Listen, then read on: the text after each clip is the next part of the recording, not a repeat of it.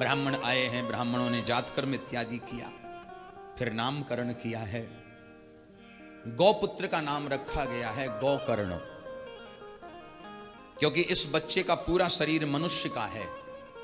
ये कान जो है ना, ये बछड़े जैसे हैं, गौ माता जैसे कान हैं, तो नाम रख दिया गौकर्ण। गो माने इंद्रियां और कर्ण माने कान। जो कानों के द्वारा भगवान की कथा को सुन के अपनी इंद्रियों तक उतारे, वही सच्चा गोकर्ण है। बोलो राधे राधे। नारायण। धुंधली ने अपने पुत्र का नाम विचार किया कि ऐसा रखूं जो मेरे से मिलता जुलता हो। अब मेरा नाम धुंधली है, तो मेरे पुत्र का नाम धुंधकारी ही होना चाहिए। नाम रख दिया धुंधकारी।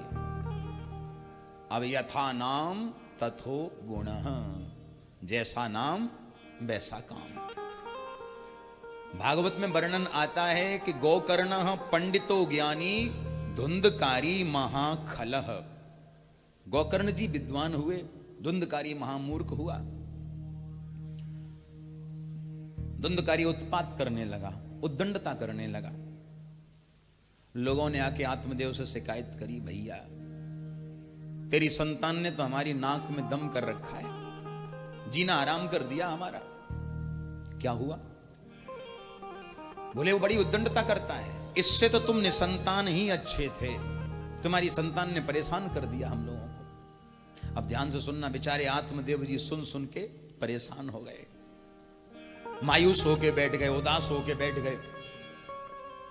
गोकर्ण जी सामने आए और गोकर्ण जी ने पिताजी को पूछा, पिताजी क्या बात है, आप उदास क्यों हो? आत्मदेव बोले, बेटा जब घर में संतान नहीं थी तो यही पड़ोसी, यही दुनिया वाले कहते थे कि तू निसंतान है, तेरा चेहरा नहीं देखना चाहिए मुझे, है? हमारा पूरा दिन खराब हो जाता है। और अब संतान घर में हो गई तो यही लोग कहते हैं इससे निसंतान ही अच्छे थे।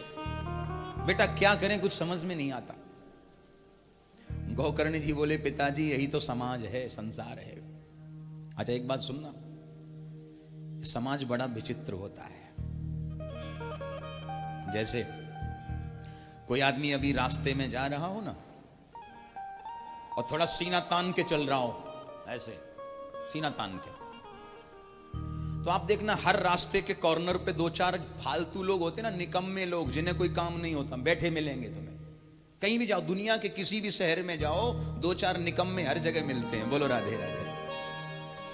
अच्छा ताश खेलते रहेंगे लेकिन कथा सुनने नहीं आएंगे, उसके लिए पूरा पूरा टाइम है, फुल टाइम अपना आनंद ले रहे हैं। अब ऐसे निकम्मे लोगों का काम क्या है? दूसरे को पूरा रीड करते हैं, कौन जा रहा है, क्या कर रहा है, सब बैठ के, उनका यही काम है।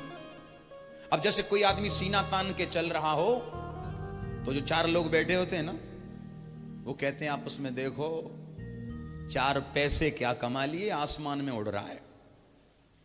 अच्छा अब कोई आदमी थोड़ा नजर झुका के चल रहा हो विनम्रता से, तो वही लोग कहते हैं, देखो कर्म ही ऐसे किए हैं जो नजर मिला ही नहीं सकता।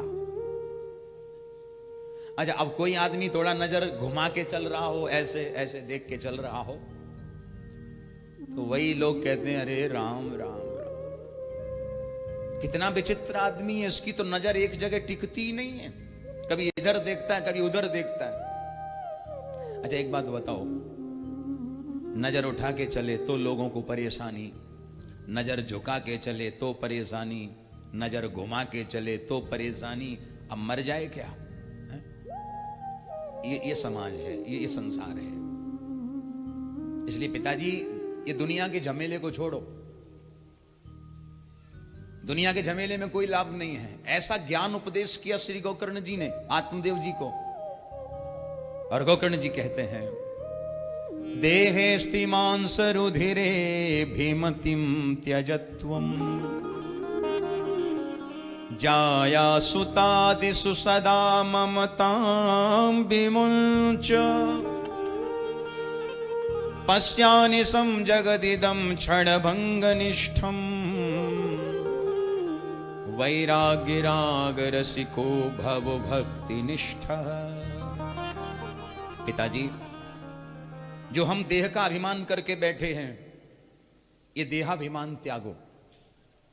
दुनिया में हर व्यक्ति को सबसे ज्यादा प्रेम अपनी देह से होता है, शरीर से।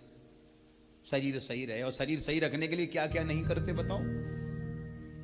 इसलिए अब देहाभिमान को त्यागो। जिस संसार में हम फंसे, संसार को आप त्यागो, और श्री हरि के चरणार विंदों का आश्रय लेकर के बस केवल प्रभु स्मरण करो, केवल प्रभु का भजन करो। ऐसा ज्ञान उपदेश किया कि आत्मदेव जी को वैराग्य हो गया, और आत्मदेव जी प्रभु का गुणानुवाद गाते हुए और जंगल की ओर चले गए।